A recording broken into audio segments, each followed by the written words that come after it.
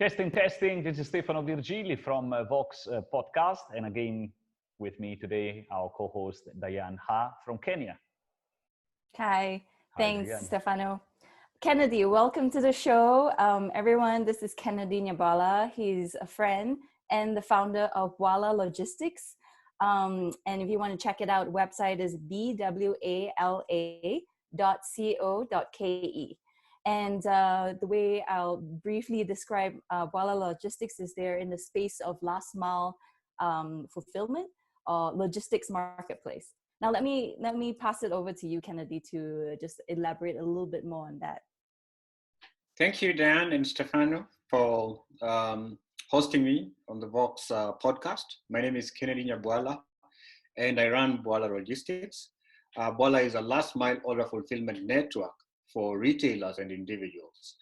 Basically, what we do is we are converting the informal logistics network to formal logistics network. What I mean by that is that the market is right now fragmented in terms of deliveries, and people are actually struggling to get to the sources of their supplies. So what we are doing is we built a technology, an infrastructure that enables individuals and retailers to easily reach out to these sources of supplies. And they can have that via our app and also via SMS. And what we do is that we have a consolidation center, what we call in the name of a warehouse, where we consolidate all these supplies and then deliver to the last mile retailers and individuals. So that is an intro about Bwala Logistics. Perfect, thank you. And I guess just to give a bit of context, maybe for our listeners, also, I think this is a very challenging space because, you know, we're in a country / a continent of,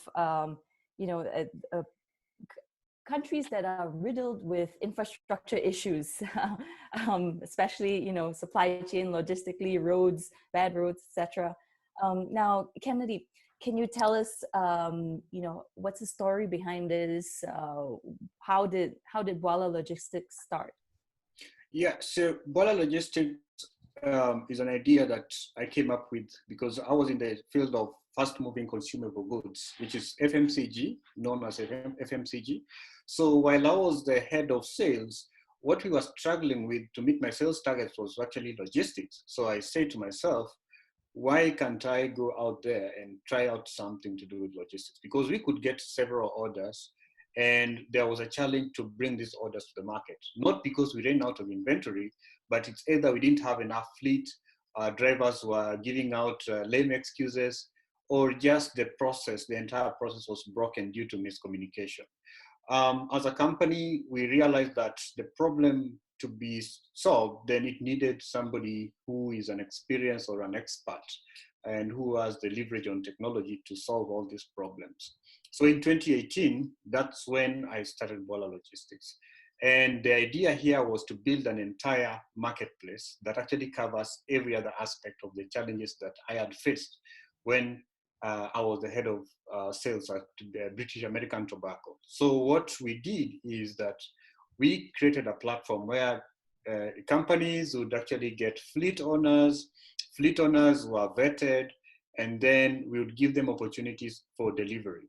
Also, we were going to connect them to spare part vendors. We're also going to connect them to mechanics, trusted and vetted mechanics from different companies who actually vetted and are able and more conversant with different models of vehicles. So it was an entire marketplace that brings logistics essentials to anyone who would actually want to deliver goods or drive or just make sure that their fleets are fully occupied in terms of capacity to deliver things. There is no idle time.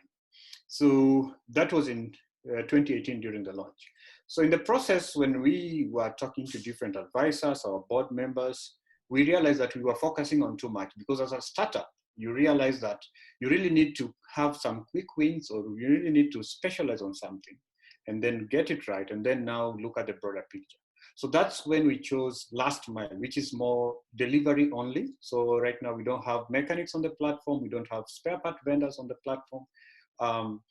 We don't have garages that we've onboarded. So we are purely onboarding people who have fleet of vehicles on the platform.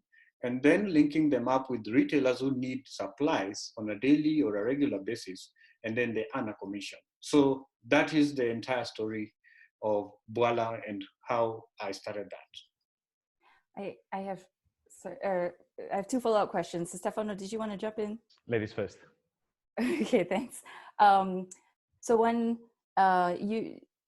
what has it done? I mean, you were talking about the evolution of, getting involved and then taking over, a larger piece of the supply chain with the maintenance and whatnot, and the training of the drivers and whatnot, and now focusing on last mile.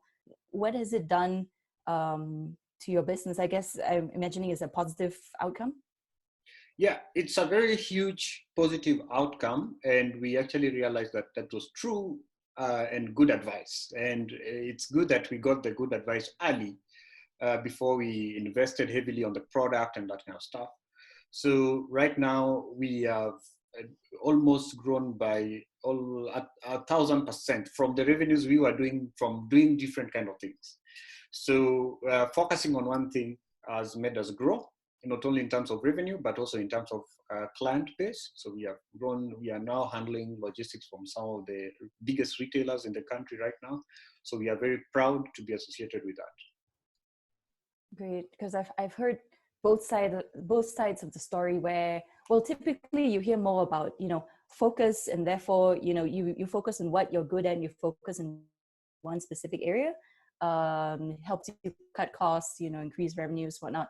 But also in Kenya, in Africa, I've heard a lot of stories where somebody wants to solve one problem, and then they find out that the whole supply chain, there's problems everywhere, and therefore they need to get more and more and more involved, and then it grows and becomes like, I do everything related to logistics or something like that, and then it becomes difficult to manage the business.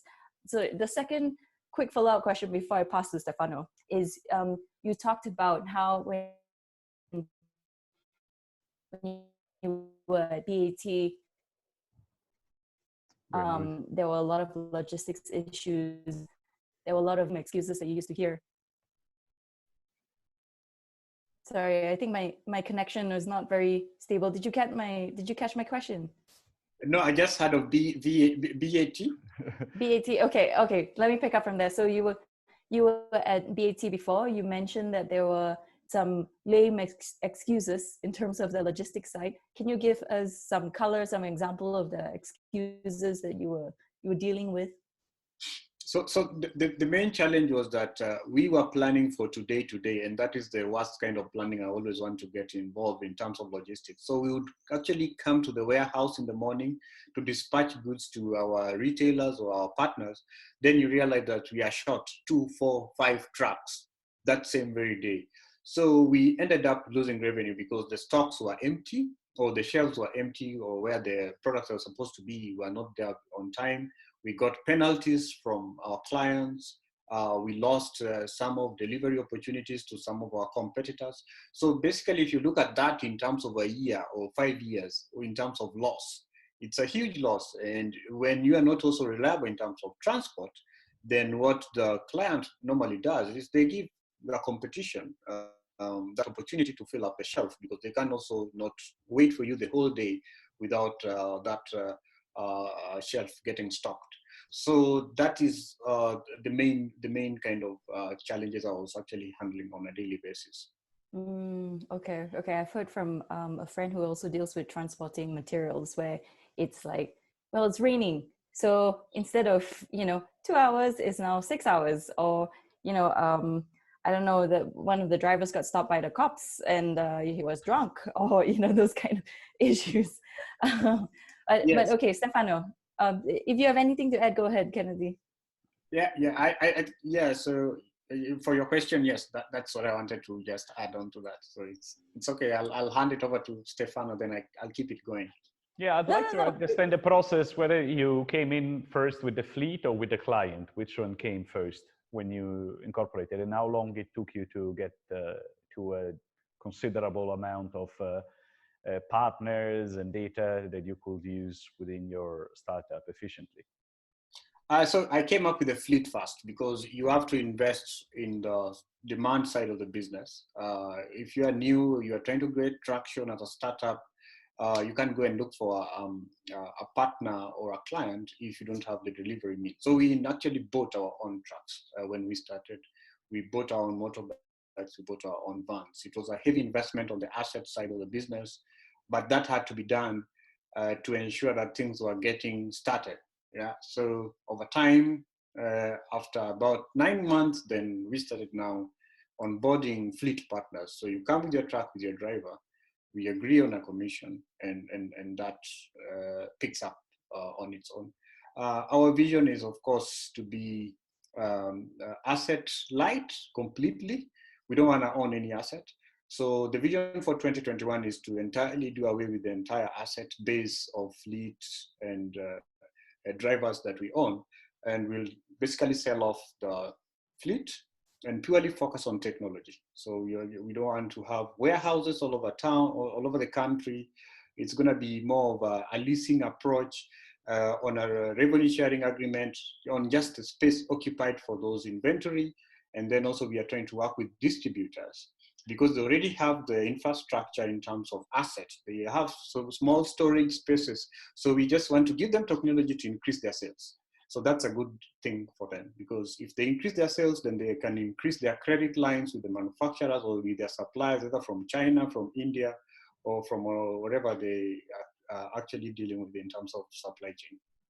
So you are providing like warehouse space for your customers beside the logistics. So basically you want to give them more touch point with potential clients or a more widespread distribution system. Yes. So the warehouse that we are providing right now is purely for consolidation. Remember, as a retailer, I want to get supplies from different manufacturers, right? So if they were to use Bwala, and if Bwala was to be efficient for them, they need to get these supplies in one consolidated consignment. So instead of them having 5 Bwala trucks showing up at their doorstep, they just have one Bwala truck coming with all supplies from different manufacturers. So the role of the warehouse at this stage is to bring all these supplies just in time, consolidate them within our warehouse, and then dispatch across various routes for different retailers. Yeah. Interesting.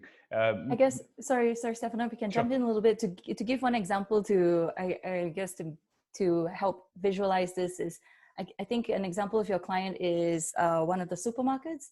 Is it Naivas? Yes. Or yes. Yeah. So then what Bwala does is they bring in a bunch of the inventory coming from a few different manufacturers, flour, I don't know, like soap, detergent, etc. in one shipping.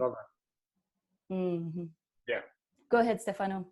Interesting. And how do you charge? How is the business model? So we charge from the manufacturer side. What we do is that we negotiate our margins based on volumes from the manufacturer side. So you are Coca-Cola. You want to take your product to the market. You as Coca-Cola, we say, hey, if we take 1,000 crates from you every day, sell me each crate at $50, right? So we will sell these products at $100, and our margin there is about 50%, right? Which is $50, right? So if we make $100 and we buy at 50, that's 100%. Sorry, it's 100%. So that's how we negotiate our margin. So we negotiate our margins from the manufacturer side. We have other ways of making money, or we are going to make money through other ways like in-app advertising, and then data, because data is a big thing for the manufacturers. They don't currently have a platform that gives them access to micro data.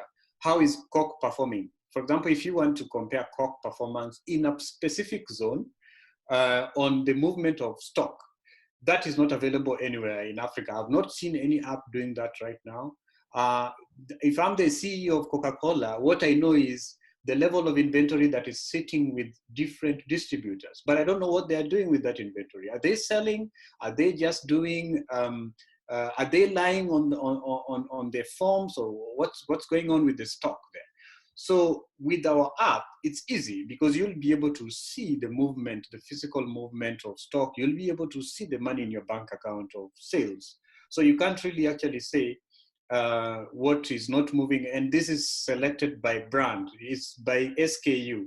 So if it's Coke Light, if it is Coke Zero, you actually know Coke Zero is doing well in this area. Coke that Sprite is not doing well. So that's the level of data that we'll have. So we'll monetize that data over time. When they want access to it, we can monetize it depending on various elements like access levels or how frequent do you want the data, and that kind of things. And that's what your co-founder, which is the CTO, is working at, right? All the data part, all the technical part of the application.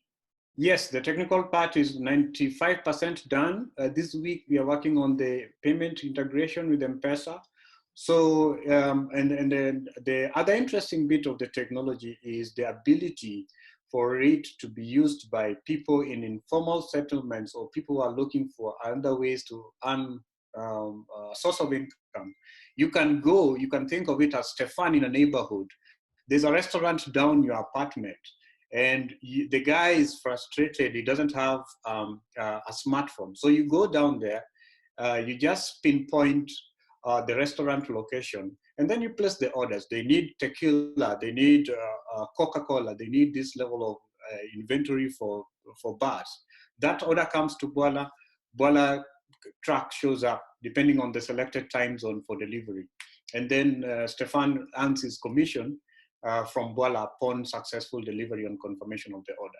So that's the level of technology and data that we are building into the system.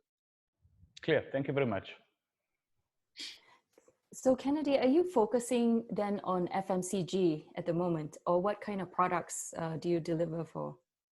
We started with FMCGs because we were looking at products that are really fast moving, and that of course gives us continuity in business and revenue.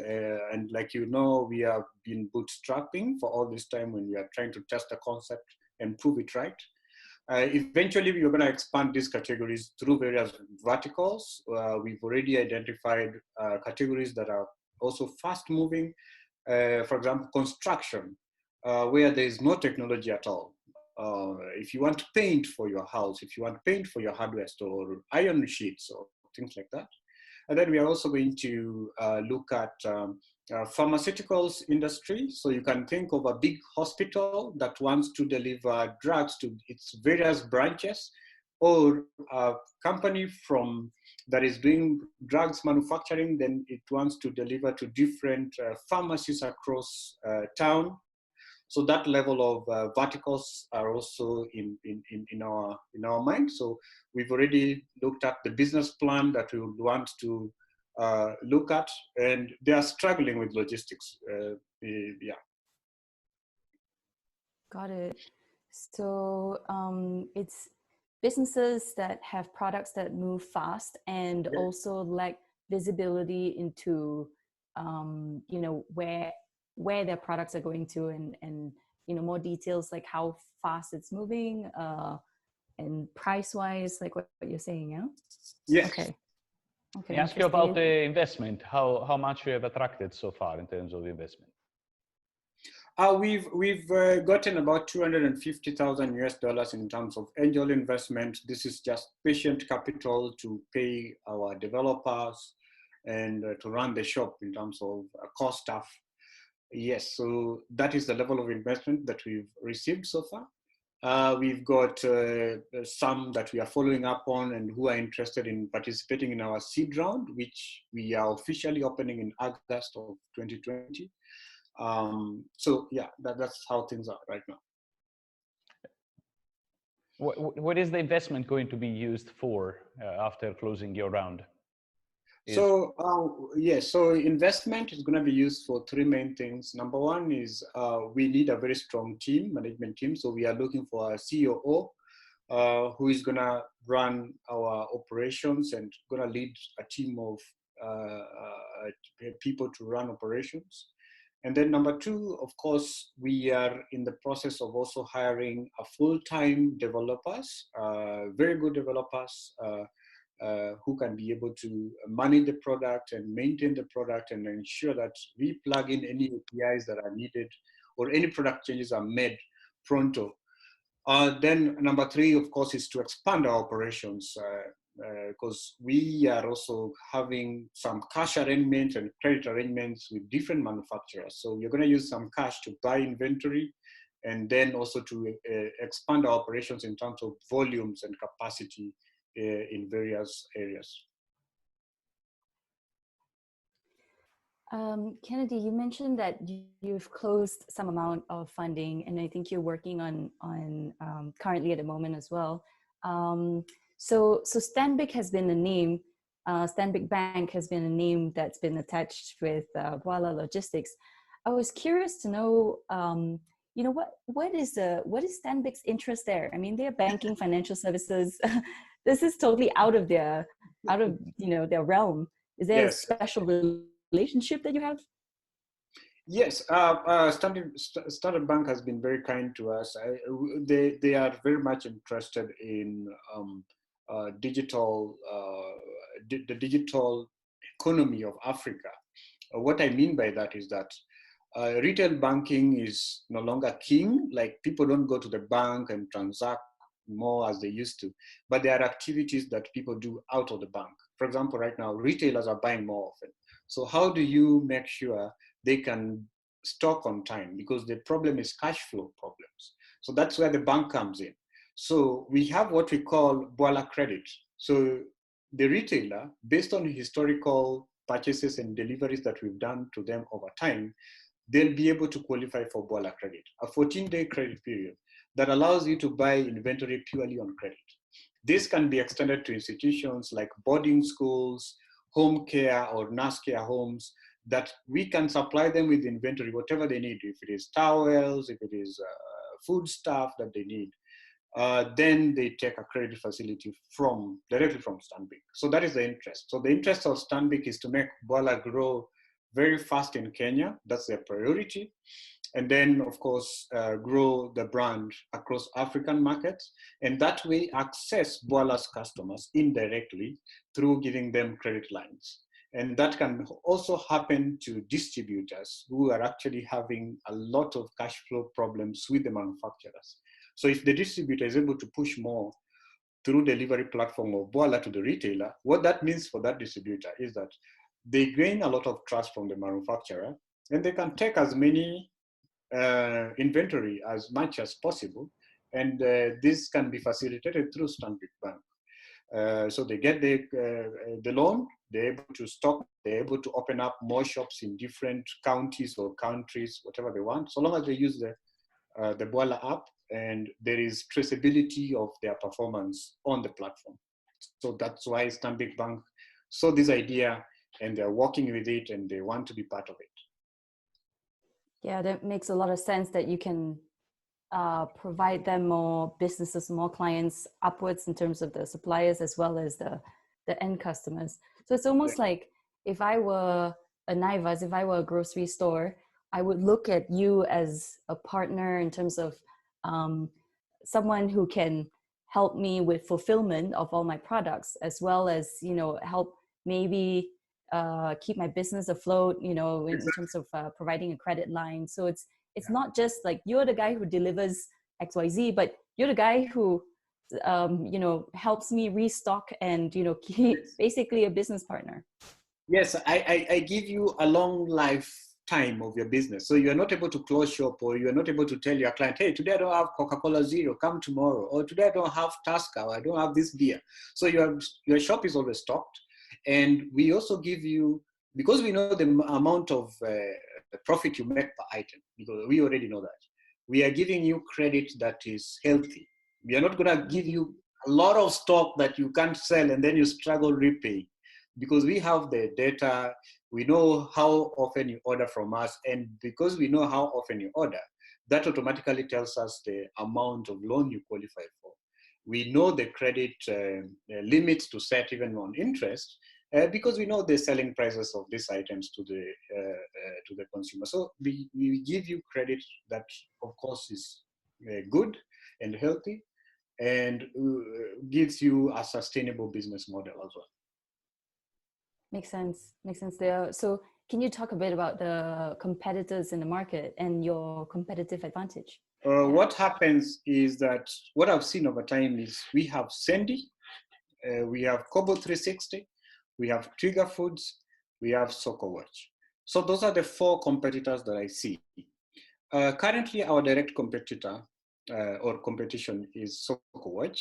They are doing manufacturer direct to retailer, as well as Trigger Foods, which started as an informal marketplace for farmers, but they've now gone and started doing fast-moving consumer goods directly from the farmer and the retailer, or directly from the manufacturer and the retailer. The difference between the two and us is that they are focusing to disrupt the middleman, who I would call here the middleman, somebody like an established distributor. So you can think of it this way. Coca-Cola has regional distributor in Nairobi. They take that inventory, they give it to the distributor. The distributor then has their own fleet, which now they take it to different retailers. So what SocoWatch is doing, SocoWatch is pitching to Coca-Cola and say, hey, you don't need a distributor. Let me do everything for you. I have a technology. I am able to take the product directly from you to the retailer. The same as Trigger Foods. So what we are doing is that we are not going to fight anyone who has been existing in the market. We are just empowering them and giving them the tools to enable them sell more efficiently. For example, when we go to Coca-Cola, our pitch, the difference between our pitch and SocoWatch pitch is that you already have a good distributor who has worked with you over the years. His or her main challenge right now is technology. They don't have any other challenge. So what you need to do, you as Coca-Cola, convince this distributor in Nairobi to use the Bwala platform to manage the entire supply chain. That way, as a manufacturer, you're able to know the activities of this particular distributor.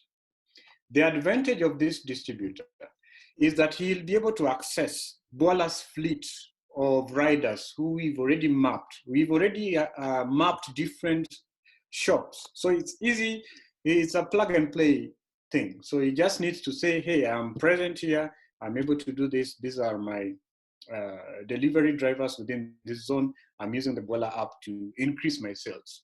The margins can be negotiated, and the way we make money from that is the margins will be negotiated all the way from the manufacturer side. He's the person who's gonna pay for all these processes. Yeah. Kobo 360 and Sandy, the difference is that Kobo 360, which is a Nigerian born company, has been doing long haul.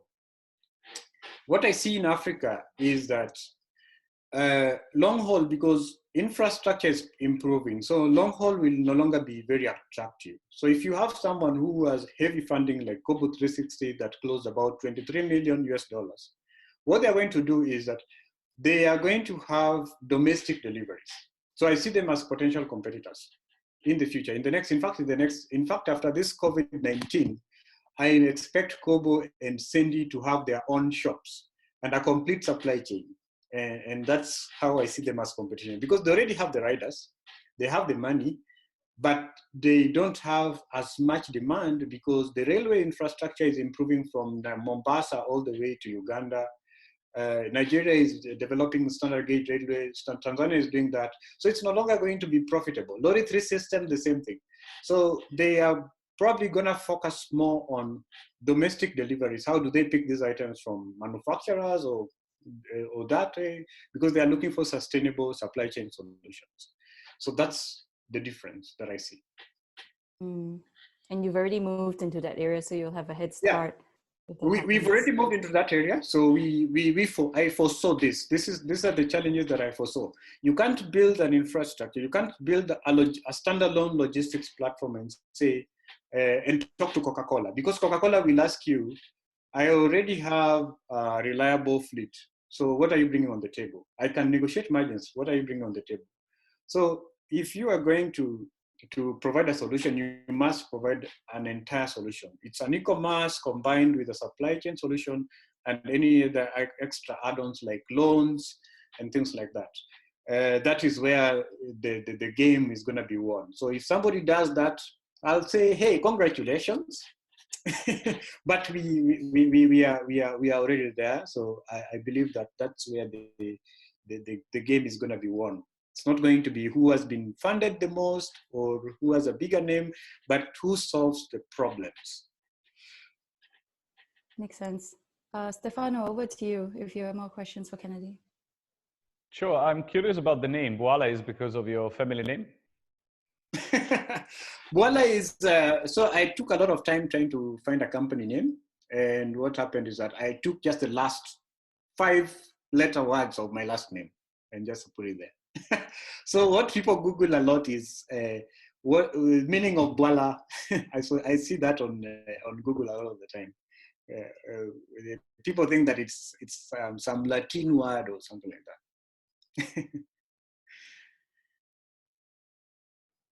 It's catchy. It's catchy. Sorry? Stefano, you have more questions? Otherwise, I do have a question for Kennedy. Sure, go ahead. You talked about your platform. I wanted to know, I know you're busy on it. When is it going to be released? Yeah. Is the big unveiling of this? The platform was actually scheduled for release on first week of April. So we are very much ahead of schedule. Diana, can you hear me? You are frozen on the screen. Yeah. Can you hear me? Oh, no, but I can hear your voice. Yeah. Oh, okay. So you are first week of April or May? Yes. No, we had scheduled to release it on the first week of April. That is before COVID-19 kicked in. Right. We are now planning to do a very subtle soft launch in the first week of May. And we hope that the country lockdown shall have been called off and people might move freely. We are trying to make sure that we launch it at a time when the COVID-19 is over, but it will be public by first week of May, that's for sure. After May, around June, we are because we are partnering with the Daily Nation, which is a leading press. They want us to do distribution for their newspapers. We are going to go very subtle on a small TV ad and some radio ads. That's the plan, to just try and create some buzz around it and try and see people using it a little bit.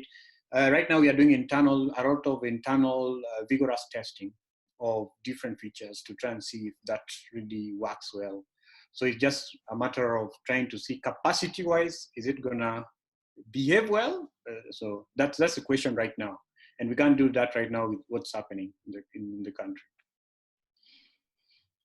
What's the size of your team at the moment? We have about 15 members. Our rider base is about 45 right now. The vision is to grow that to 150 after post-up launch. So that means basically we are going to grow almost 3 times in terms of rider capacity. And how many clients you're working with at the moment? We have about 15 clients at the moment that we're working with. So 15 manufacturers. We have manufacturers that we haven't yet started working with. That is because their products are slow moving.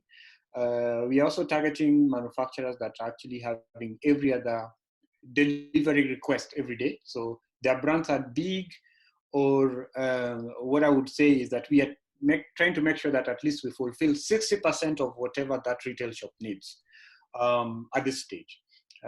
With funding, I know we can do up to 70%. With credit, we can do 100%. If the retailer can get credit, we can give you stock that everything that you want, we can know how to work with numbers to make sure that you get 100% of whatever you need. If you're able to access credit, you combine it with your own cash, you can have good inventory. What is your current revenues and how much you're projecting revenues for next year? Currently, we are doing about 90 to 100K US dollars on a monthly basis. That's gross. That figure is always growing 5%. We grew a little bit in March after the panic buying, and that was expected. Our projection is to have an ARR of about $1 million plus US dollars by end of this year. So once we close that bridge, then we're able to say, hey, we are trying to build some great company. We are not building another WeWork in Africa here.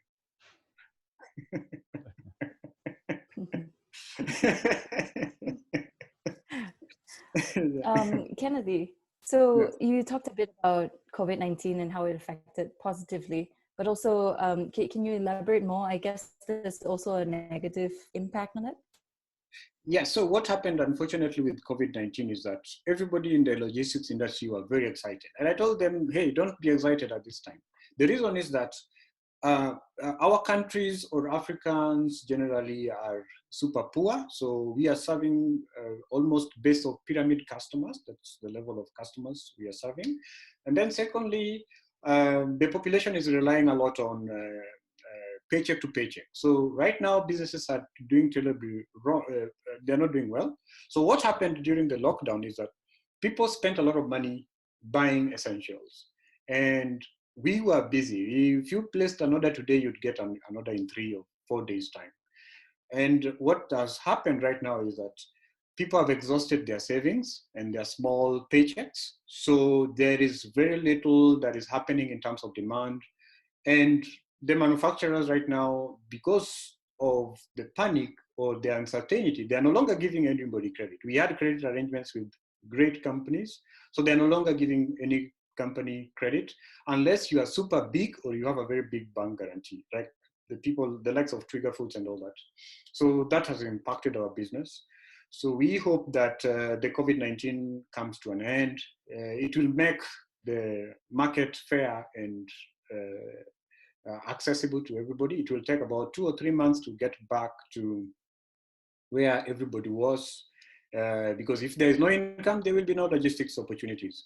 The shops are the same. They are not selling as they used to sell because now people don't know what's going to happen next. Everybody's on news trying to watch what is the government saying. Are they going for a total lockdown, or are they going to say, hey, everybody can go back to work? So that is the impact. So we've taken a small hit in terms of revenue. We are down 15%, but we hope that it's everybody else that is feeling the pinch. Interesting. Yeah, it's because I hear a lot over the news. Well, in our Western countries where logistics is really important, but that's because they have buyers who can afford things and stay at home, maybe losing their jobs, but they can still afford to buy fast moving goods. But here, yeah, so it will affect demand, and then therefore suppliers are also getting worried with the credit freeze. So it's just kind of like it's stopping the whole cycle, chicken and egg story. Well, if someone's going to the shop and it's not stocked, then they're not going to go back to buy. Maybe they go somewhere else. Interesting. Stefano, back to you.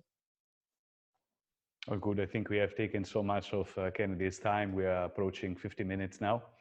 I want to thank you for spending time with us. Diane, over to you for the last questions. Sure, Kennedy. Thank you so much for sparing the time, especially with all this COVID reactions going on right now that you have to deal with. Just want to let you have the last say. Do you want to let our listeners know anything that we not cover? Anything you wanted to mention? So thank you very much, Diane, again, and Stefano. Yes, so of course, the most important thing I want to talk about is our business model and how we, the vision for the company. So despite the fact that we have all these challenges, and I believe every other business is facing the challenges, it's only about those who are going to be helped. If you have a vision that you are driving, you should be driven by that vision, not the COVID-19. So I believe that we are now into the phase of looking for investors, especially once the product comes out and once COVID-19 comes out, I'll be able to meet a number of investors and convince them to come to Africa to invest in this amazing product that is going to revolutionize the informal supply chains. And it's going to be a very big name in Africa. So we have some great partners on board, like Standard Bank.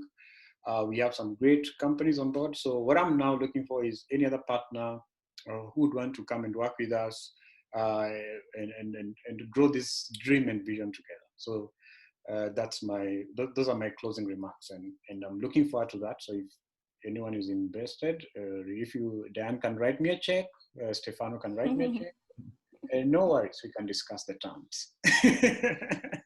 Lovely. Let's carry on the conversation then. Offline. Okay. Calling for investors. So you heard that. Bwala Logistics. Yeah. All right. Thank you so much for your time, Kennedy. Yes, so we do just one more. We Sure. we are not trying to reinvent the wheel. I mean, logistics has been here for a very long time. What we are trying to do as Bwala, we have not also copied anybody. We are very innovative. And if you look at our business model, it's gonna create a lot of opportunities and a lot of jobs, and also making every other person make money. So that's the most interesting thing. And what I see is, if I am able to do tier 3, tier 2, and tier 1 retailers. Tier 3, I mean somebody who is running a small grocery store. Tier 2, I mean a convenience store, somebody at the petrol station running a convenience store. Then tier 1 is this big supermarkets. So if we are able to do that, I shall have accomplished my mission and vision for Bwala. And at that point, I'll say I've achieved something that I wanted to do. Wonderful. You seem to be on the path to achieving that. Great. Yeah. Thank you, Kennedy, for your time. Thanks. You have a great day. Thank you, Stefan. Bye. Bye-bye. Bye.